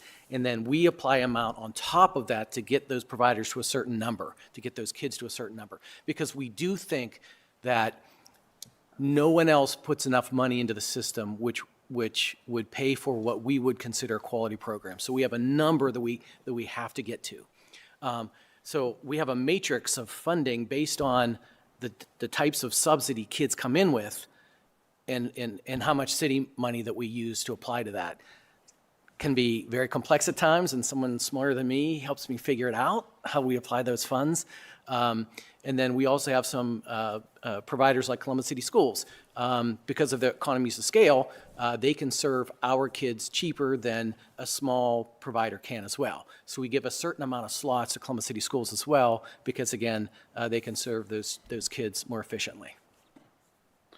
Thank you, Director. And you mentioned this in this sort of a related question, but it's not sort of talking about community impact. And I think, you've sort of laid out a number of these things that, have the funding that comes through your office has such a significant impact with families and kids, across the city. But I think you mentioned this very briefly when we're talking about that early childhood dollars that the city is investing, that you just talked about how we do so strategically.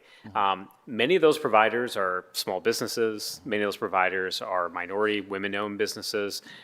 You and I have talked many times over the years philosophically about how to, bring more structure and strategic planning to early childhood ed. And as a parent of a kid who's literally at daycare right now at preschool, I know how important that is.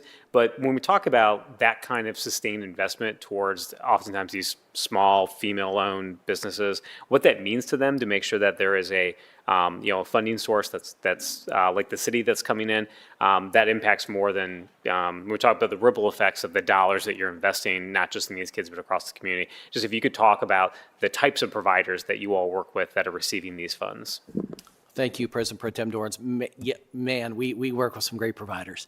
And they range from YMCA to CDC Head Start, that are complex organizations with their own food service programs, transportation programs, to places called like Little Gems and Little Miracles and Little Disciples, that are literally a small minority-owned business in one of our most opportunity neighborhoods.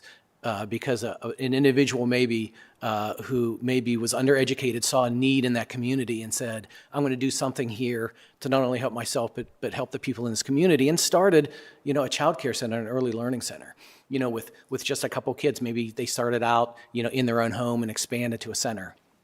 We work with a center, one of my favorites, on the South Side. They're in their third generation now of serving kids on the South Side. Famously, they have people serving there as teachers now who went there as children. It was started by a grandmother, and the granddaughter operates it now.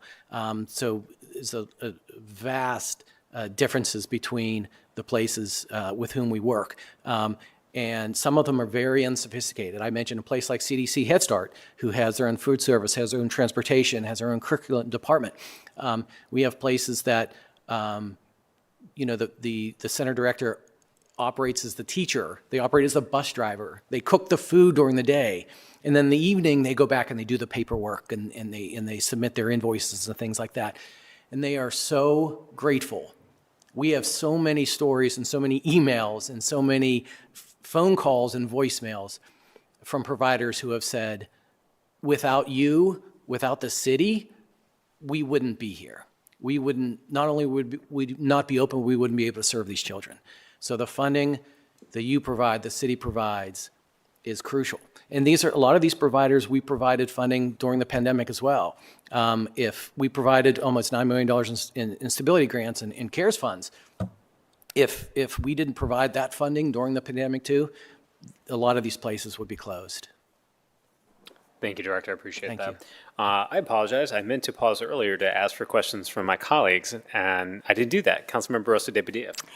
I want to echo what Pro Tem Dorn's his sentiments around how you're able to stretch a dollar. I think one of the things that struck me is that obviously I think childcare costs are ballooning and continue to balloon, and it's always a challenging place because obviously we want the best people to take care of our kids, and that costs money. We want them to see this as a career, and we want them to stay in place because that stability also helps our kids, and we know that. And so I'm just wondering, especially with Hilltop, where we are, that is fully subsidized by the city of Columbus, where in other places we are potentially filling gaps in some of that funding. What does that look like for us in the long term, both in how we think about the financial stability of that center in the future, of both ensuring that we're investing in our people and ensuring that we're investing in our people, right? That we're giving the opportunity for more kids to go there. What does that look like? And, the funding has remained flat, while I'm sure the costs have not. So can you just talk a little bit about that? Yeah. President Pro Tem Dorans, Councilmember Barosa de Padilla, thank you so much. Right, we subsidize every child to the full price tag that goes to the Hilltop Early Learning Center. We knew that we would have to do that for the first couple years anyway,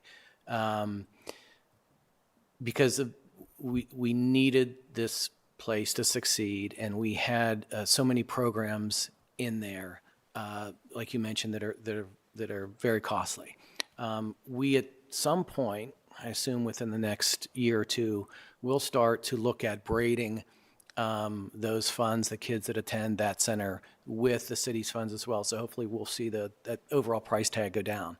But you're right, the cost has gone up to serve children, especially in high quality centers, whereas funding has either remained stagnant or on the state level it has gone down, while the costs have gone up. I talked to the organization that operates the Hilltop Early Learning Center just this week, and she just gave me some statistics about how their costs for screenings, therapies, interventions have gone up. About 5 years ago, pre-pandemic, they would spend about $2,000 per center. Now, this is a large organization. They serve about 850 kids across the city. They would spend about $2,000 a month on screenings, therapies, interventions, follow-up medical care, mental health care. Now they're spending $20,000. So from $2,000 to $20,000, and that's per month. That's not in my budget. They don't get that out of my budget. They have to fund that themselves. I don't have anything in the funding that I provide that pays for that. We require it. We require them to do screenings and follow-up care, which is another reason why the Hilltop Center is so magical. That those services are offered immediately on site. And for my colleagues who have younger kids who are struggling with the cost of childcare, I just want to say that's just reallocated as your kids get older, because with 2 teenagers, I'm not sure that it's gotten any cheaper to have them. It's just not maybe going all to the same place all at one time. Secondly, I also just noted middle school is certainly a gap, right, for as we think about, especially I think about Columbus City Schools, where so many of our kids are not going to their neighborhood schools and they are getting bused to different places. And especially for younger middle schoolers who, one thing that shocked me when my children became school age was, even though I worked for a organization that provides after-school programming, I was like, who leaves? This is the middle of my workday. Where do my children go? And how do they move about the city? And I was fortunate enough to have, the flexibility to be able to move when I know many of our parents do not. So filling that gap is big. Do we foresee any sort of future growth in that? And also augmenting some of the other things like transportation, especially for that age group, I think, as we're providing after-school care for them. President Pro Tem Dorans, Councilmember Barosa de Padilla, thank you so much. It's a great program. It's one of the ones that I'm most excited about right now. I don't know if I can see growth in that program over the next couple years. But I mentioned we're developing this collaborative. And that's why more of our effort is going to building the collaborative than just giving out slots in funding for individual slots. We think that building this collaborative where we have all providers working together, where we knock down silos. Let's say that we have a school YMCA works in a school 5 days a week, but they bring in 2 additive programs to provide STEM programming or something specialized during the week. We collect data, we share outcomes, we track social emotional development. We have this collaborative, we work together. When we expand efficiently and thoughtfully, and we use data to expand.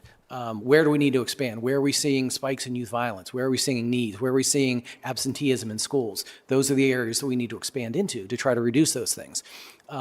Once we build this, we have data to show our case, then we can go to funders and say, look what we've done. And there are some successful models. Cleveland actually has a pretty good program. Then we can go to funders like the Wallace Foundation and say, here's what we've done. We've built this collaborative. We show you, we have data that shows the emotional, social emotional success of our children. Please give us some money because we want to sustain this. I don't think it's something that we would look at sustaining long-term, at least ourselves anyway. Sure, no, that makes sense. I just wonder, last thought, I just wonder, because my hunch is that some of those programs are also probably receiving funding from us at some other portion of the city. And so as I think about where we're making those investments, I'm just thinking, especially as the collaborative grows, where can we make the most impact? So is that in, again, like those other costs, like making sure they get fed if they're after school, knowing that that's a need for a lot of our families, or transportation or other costs that are sometimes the harder ones to cover, right?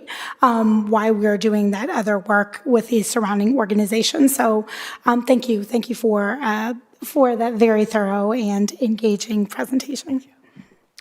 Thank you, Councilmember, and thank you for bursting my bubble thinking that preschool costs would somehow come back to me at some point. So thank you for that. Thank you for that. Councilmember Bankston, did you have any questions for the office? Thank you. Director Smito, thank you very much for that. I sincerely appreciate both the presentation and the work throughout the year. It's always a pleasure to work with you. Thank you. Thank you. And with that, I will turn the mic back over to my colleague, Chair Bankston. Thank you, President Pro Tem, and thank again all of the directors and city staff who presented this evening for helping put this hearing together. We do have one, as of 10 a.m., which was the deadline today, we have one public speaker who filled out a speaker slip. So we're going to ask John Sidnor if he would come at this time. And John, welcome to council. Just state your name, any organization you are here representing, and you have 3 minutes. Sure. Thank you for allowing me to address the council today, President Pro Tem Dorans and Council Member DePadilla, as well as Councilman Bankston. My name is John Sidnor. I represent ECDI. ECDI is an organization that has a long history with the city of Columbus. Started over 20 years ago by an immigrant. Initially started to help immigrants, but we've expanded that mission to help women, veteran entrepreneurs, as well as people from LMI backgrounds and low and moderate income constituencies overall. We've done some work with the city, obviously. We're known somewhat with the members here. But we just like to make sure that you understand that we're able and willing to help as the largest micro lender in the United States from a CDFI perspective. But our mission is definitely not over. We think that in the next 3 to 4 years, that income inequity and income gap is only going to grow. The challenges that we see right now that all the members that have spoken before me have acknowledged are only going to be exacerbated. So there's a number of programs that we have to really help mentor, provide capital, and also to provide business development opportunities for people who have traditionally been shut out of the system. So ECDI really stands here as a complementary tool to all of the things that the city of Columbus is already offering. But we all know that, it takes a village to uplift everyone, and our job is massive. So all the opportunities that have been presented here today are ones that, we would like to continue to assist in and help grow the city of Columbus and all endeavors for everyone involved. Thank you for that, John, and I think it goes without saying we see ECDI as a partner in a lot of the work that we do, particularly around our small business engagement. And so I know that the small business team is here and is working directly with you all. So thank you for being here and sharing your testimony. Any questions or comments from my colleagues? All right, thanks, appreciate it. Thank you. And with that, that is all of the speakers that we have. Again, want to thank everyone here who helped put together today's hearing. I also want to thank my team and President Pro Tem Doran's team for all the hard work that they put in as well. And as a point of privilege, I do also want to shout out my fantastic intern, Ms. Kaylin McDonald. She just got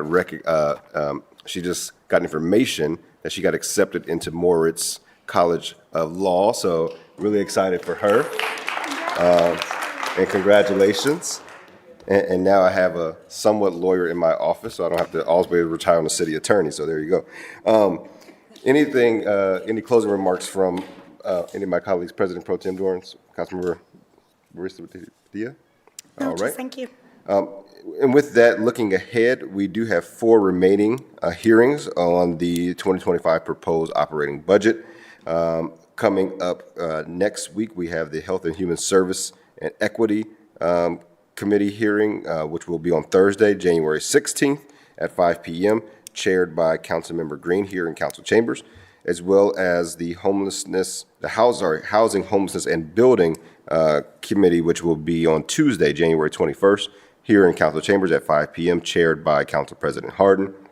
The Service and Infrastructure Committees will present on Wednesday, January 22nd at 5 p.m., again here in Council Chambers, co-chaired by Council Members Barroso de Padilla and Councilmember Weich. And then last but not least, we will have a final hearing on amendments to the budget and the final budget that Council will take up on January 28th at 4 p.m., chaired by myself here in Council Chambers. Please reach out to the respective chairs' offices for additional details on each of these hearings and request to speak, as well as follow us on all of our social media channels and different communication tools to look for more details as those hearings come about. Thanks, everyone, for being here. Have a good evening.